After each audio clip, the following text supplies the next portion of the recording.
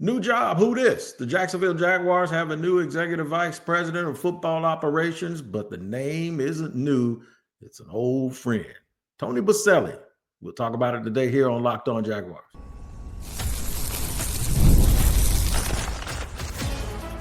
You are Locked On Jaguars, your daily Jacksonville Jaguars podcast. Part of the Locked On Podcast Network, your team every day.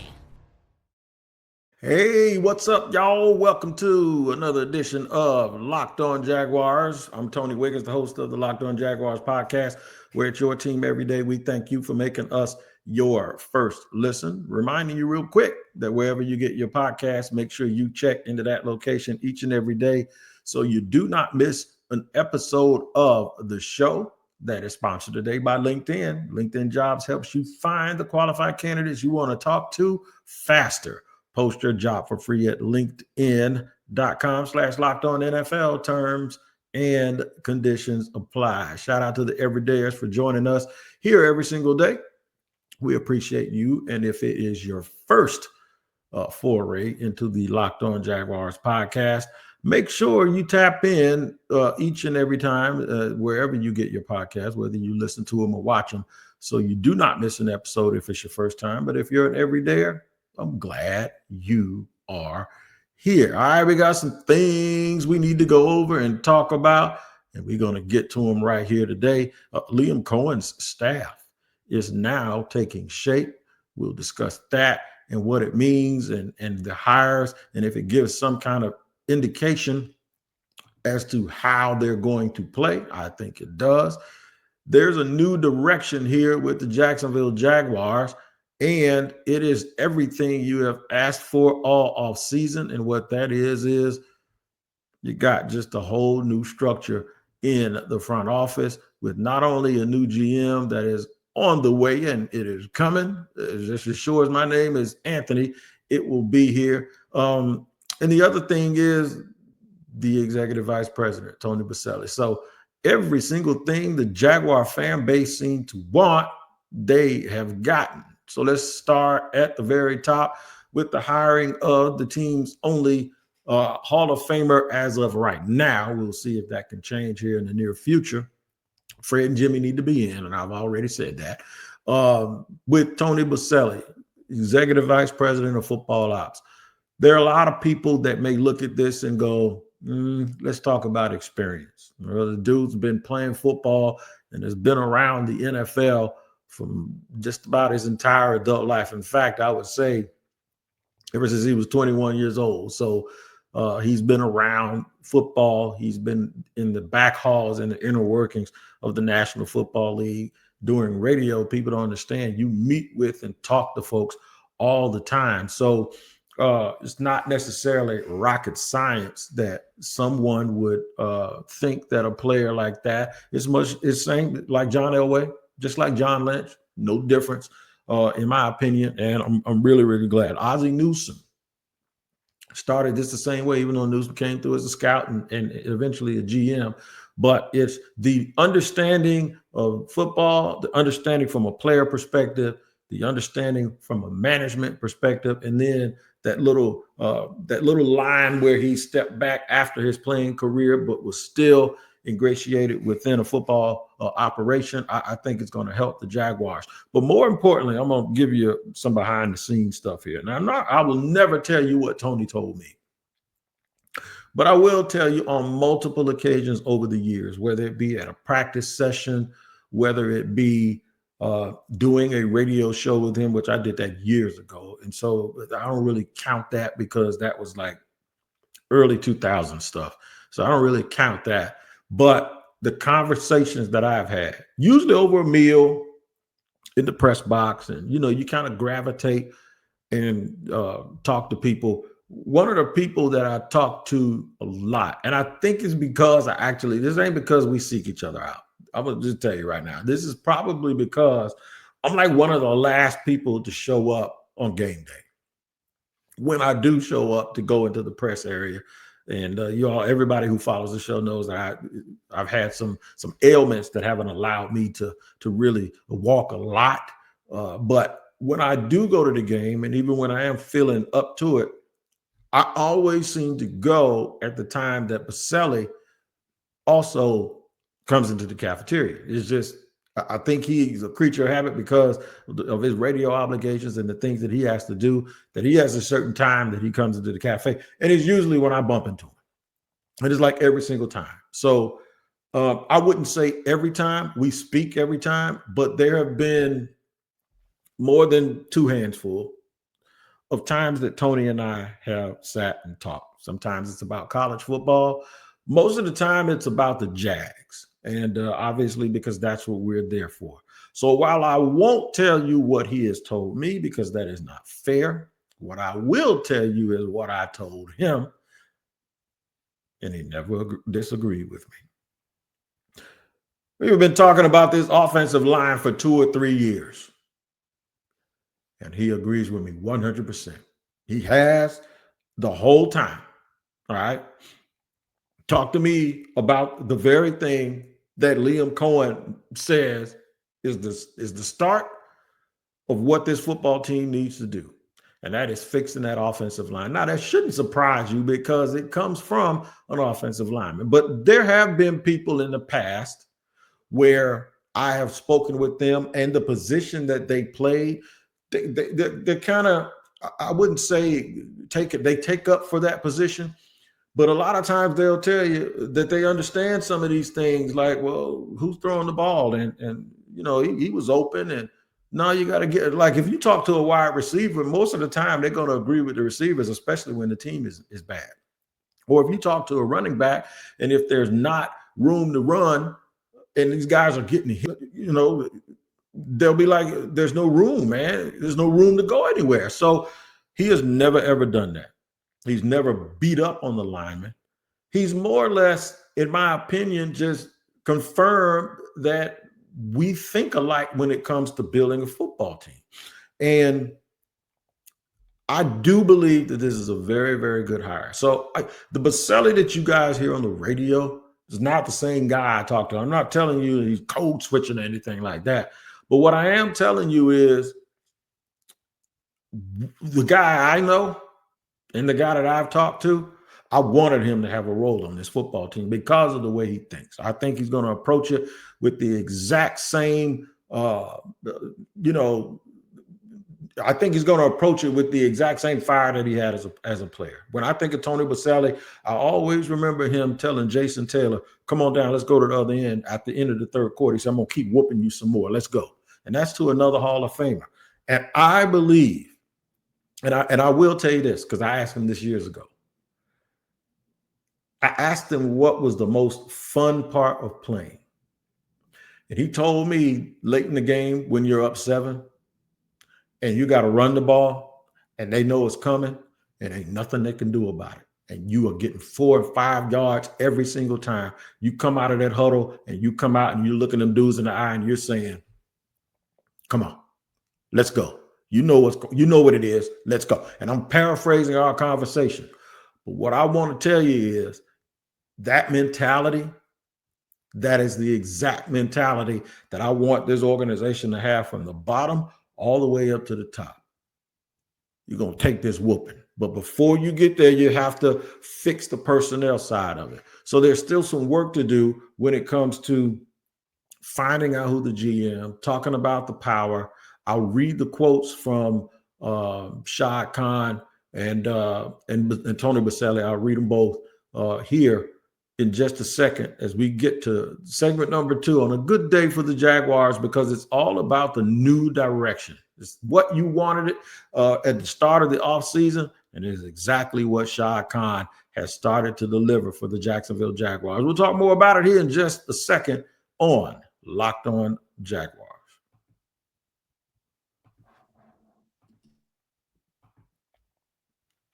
Today's show is sponsored and brought to you by LinkedIn Talent Solutions. As a small business owner, your work doesn't end when the clock hits 5. Your business is always on your mind, which means it's time to hire. You need a partner that works just as hard as you when that time comes up. That's where LinkedIn Jobs comes in. When you clock out, LinkedIn clocks in. Post your job at LinkedIn's new feature, It can help you write your job descriptions and quickly get your job in front of the right people with deep candidate insights. And here's a pro tip: add the hashtag hiring frame to your profile picture to double your reach to qualified candidates. No wonder 72% of small businesses say LinkedIn helps them find high quality hires. So post your job for free at linkedin.com/lockedonnfl. That's linkedin.com/lockedonnfl to post your job for free. Terms and conditions apply. All right, a new day is on the horizon here in Jacksonville, where the Jacksonville Jaguars have totally changed the structure of their team. They're going to have a new general manager whenever they announce that. Of course, they have a new coach in Liam Cohen. They have made new staff hires that we'll discuss in segment 3. But today, Shad Khan followed through on his statement that Tony Boselli would have a role, and they named Tony Boselli the executive vice president of football operations. I think it is a great move for this organization. Here's I guess it's a statement. It says the Jacksonville Jaguars team owner Shad Khan announced today that he has appointed former Jaguars All-Pro left tackle Tony Boselli, the franchise's first ever draft selection in 1995, a member of the 2022 class of the Pro Football Hall of Fame, as the team's executive vice president of football operations. Boselli will report to Khan, as does new head coach Liam Cohen. The team's general manager will also report to Khan once that hire has been made in the weeks ahead. The new general manager will then join Cohen and Boselli to form a football leadership unit that will collaborate and align, there's that word again, on all major football decisions, develop a long-term strategy for sustainable on-field success, and provide counsel to the team owner. And this is a quote: "Few people have better relationships throughout the NFL, know the game, and understand the value of strong team identity and culture as well as Tony Boselli," Khan said. I'll continue that quote. "Tony has a wealth of football acumen that we respect and need his counsel and his counsel will be tremendously valuable to me and our football leadership." As I continue, during this current rebirth, I love that word, rebirth, for many seasons to come. In addition to his role on the football leadership unit, Boselli will be responsible for player engagement, football technology, football travel and logistics, equipment, sports performance, team security, and football communications. Boselli will also serve as the liaison between football operations and the business side of the Jaguars to ensure a unified and successful organization as a whole. Here's the statement from Boselli, the portion of it. "My passion for this team, these fans, and this city has defined my football life." I agree with that. "To the point it is now ingrained in my family's legacy. Today, that relationship has evolved to include this exciting opportunity, and I find my emotions remarkably similar to what I felt upon being drafted as a Jacksonville Jaguar in 1995. I'm so excited and deeply humbled to work with and alongside Shad Khan and the Khan family, Liam Cohen, our general manager, and the entire Jaguars front office. We will come together to build a lasting foundation, winning tradition that Jaguar fans will be proud of." Whether or not that happens, all of that is not the point. The point is you have people that are now in place that are going to try to make it happen, and they are going to be Jaguars and fan-centric. I don't believe anybody in this situation so far that have been hired is in this for themselves.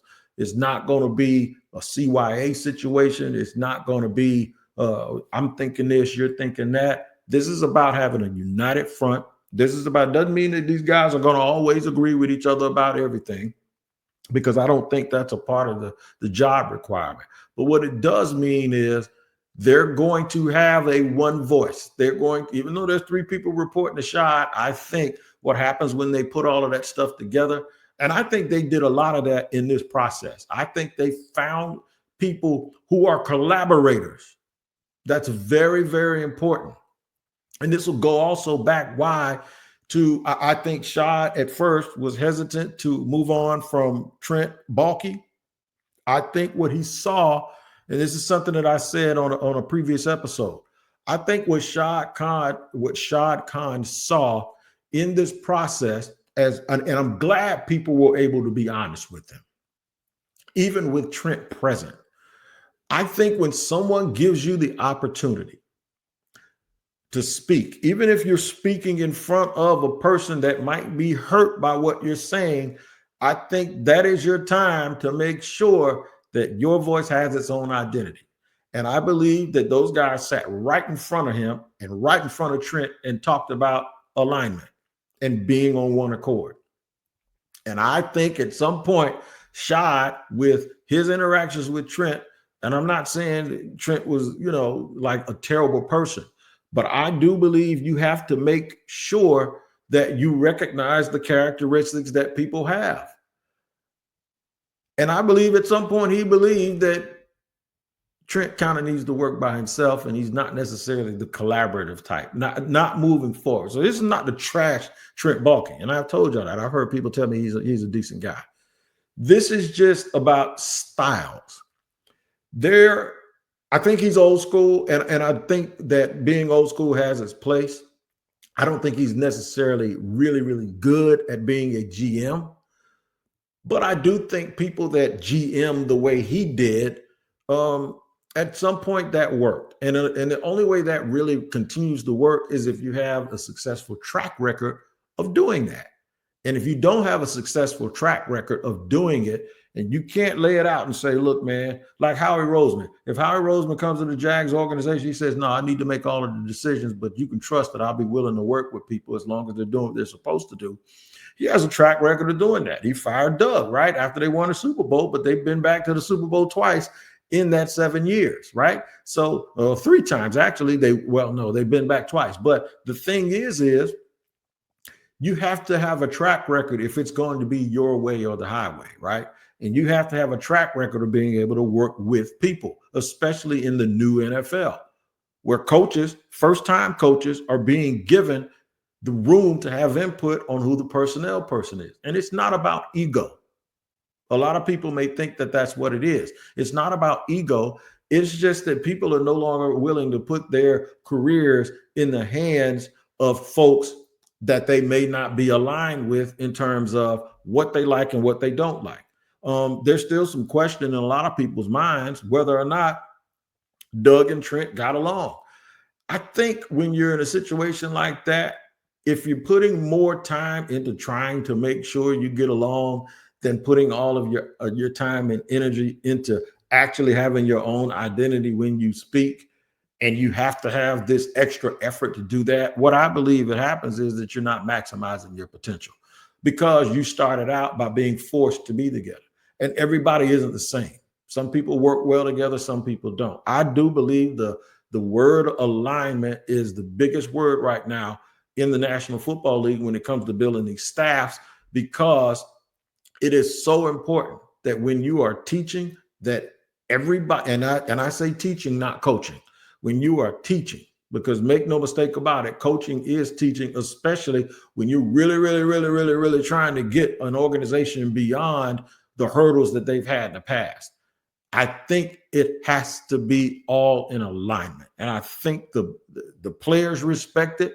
Hell, you could be out here doing that with I'll tell you what, I follow some dog trainers, right? My man Callie K9, who's all over Netflix. You have to tell anyone who falls up under your leadership exactly what to expect. And it has to be consistent before it sinks in. I also learned that in the military.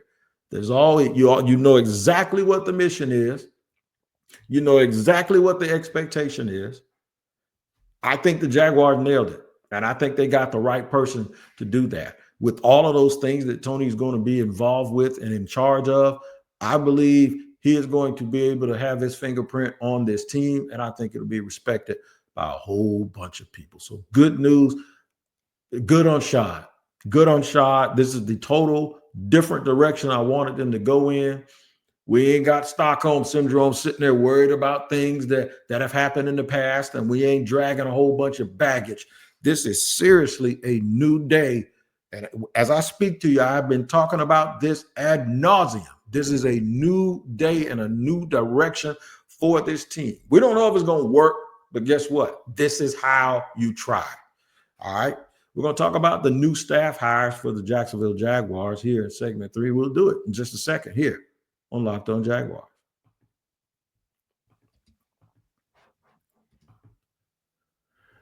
Today's show is sponsored in part and brought to you by our friends over at Prize Picks. The big game is almost here, and there's no better way to make it even more exciting than with Prize Picks, the best place for daily fantasy sports.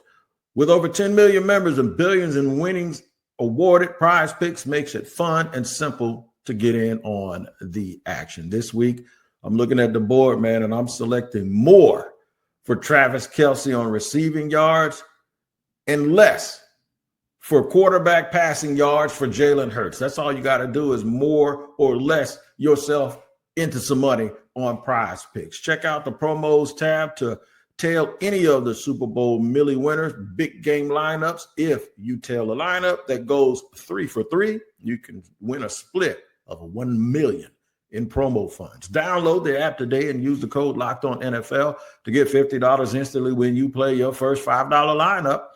That's the code LOCKEDONNFL, which I'll spell for you, LOCKEDON NFL, for $50 instantly after you play your first $5 lineup. Prize Picks, run your game. And today's show is brought to you and sponsored by Game Time. If you're looking for tickets to your next big event, maybe last-minute tickets to the big game this weekend, whether it's a concert, a comedy show, or a sports game, finding the right ticket at the right price can be a real headache. But with Game Time Picks, it's never been easier. Let me tell you how it works. With Game Time Picks, the app does all the work for you. It curates the best deals so you don't have to waste time searching through endless ticket listings. That's right. If you're ready to make your next event even better, take the guesswork out of buying tickets and download the Game Time app. Create an account and use the code LOCKEDONNFL for $20 off your first purchase. Once again, for any event, football, big game, comedy shows, parties surrounding the big game, whatever, make sure you go to Game Time. Now, terms apply. Again, that's the code LOCKEDONNFL for $20 off. Download the Game Time app today. Last-minute tickets, lowest price guaranteed.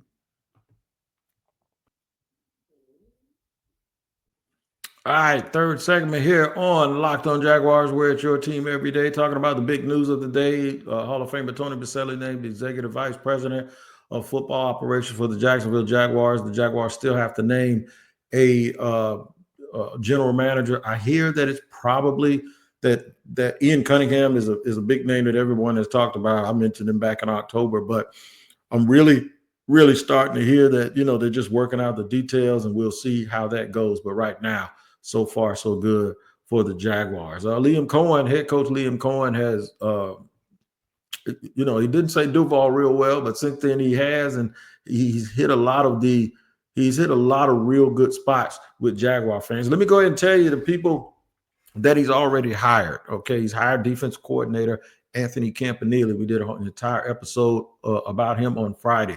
He kept special teams coordinator Heath Farwell, one of the best in the business.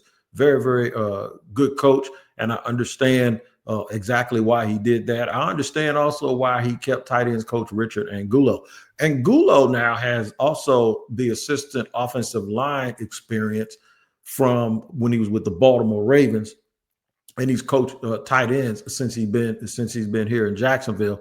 I think all of those things work well, and it shows you how important it is to have guys who can really, really block in the running game, as well as his tight ends have really, really performed well. He's done well with obviously with Evan Ingram, and he's also done well with development of Brenton Strange. So far, I like both of those. Tim Lukabu, I think that's how you say his name, is the linebackers coach, at least according to Big Cat Country. One site doesn't have it official yet, but I'm going to go ahead and announce that's exactly what he is going to do. Now, there are some other coaches. There are some other coaches now out there that the Jacksonville Jaguars are going after. We talked about Shieldhouse. I think that's how you say his name. Maybe he's a guy who's in line for the offensive coordinator position. They also named the defensive line coach. I can get that name up for you real quick here, because the actual site I was just looking at did not have that up there. But they got a defensive line coach from Buffalo, Coach Edwards from Buffalo, who I think his name is Matt Edwards, longtime coach. But you can tell with how the guys they're going to get. You started with Campanile. They're going to be a high octane run, flow to the ball, use their athleticism team. That's exactly what they are going to do and what they're going to be. And I'm really, really, really excited. They also have interviewed head coach Ron Rivera for a role on the team. I'm super, super, super, super excited about this staff. It's new. Yeah, it's Matt Edwards. Matt Edwards was the assistant defensive line coach for the Buffalo Bills. He has a lot of experience. He helped with the Raiders for a couple of years when Max Crosby had 27 sacks over 2 years. He primarily worked with those defensive ends. So you're talking about coaches that know how to get off the ball, want guys to get off the ball, play with their athleticism, draft people that know how to run and hit and flow to the ball. I think a lot of the dudes they have in the front seven will be the people that they roll with next year. However, don't be surprised now at a couple of positions if they get some familiar names. You can look at free agency and tell who those folks are. There may be some familiar names when they start filling out this roster and getting guys that fit under this system. I just think that when you look at complementary football, the defense, the way that they're going to play offensively, it matches up with how they're going to play defensively. Now, I'll be interested to see who they get on the back end of the defense, as well as who the offensive line coach is going to be, because Tampa's put up some roadblocks with that. It may be somebody who's still coaching. You never, ever know. It may be somebody else that they've worked with in the past or they're familiar with, or you could go to college ranks. In the college rank, Arizona hired the offensive line coach from Ohio State. He's one of the dudes that I like too. But yeah, it's a good day, man. Good day, because this is exactly what we want. Now, let's just give them the grace. If they've changed all of these things, you have to say that we have to give them a chance to show us that things are going to actually change. There's nothing in the front office that is going to be tying them to anything that happened in the past. And that is including evaluating the current players that they have. So big day for the Jaguars, big day for Tony Boselli. We'll have more to discuss. I got people already asking me if the Jaguars should trade for Myles Garrett.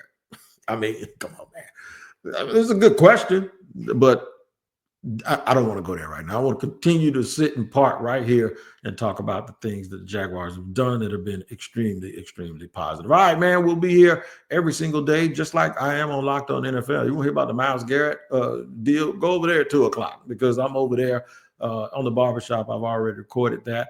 And check out Tyler Rowland, because he is the Locked On NFL morning show. Every day it's a double dose of the NFL action on Locked On NFL. Make sure you tap in wherever you get your podcast. Big day for the Jaguars organization as they have signaled an entire shift and moved into a different direction. We'll have more on this story as it continues to break.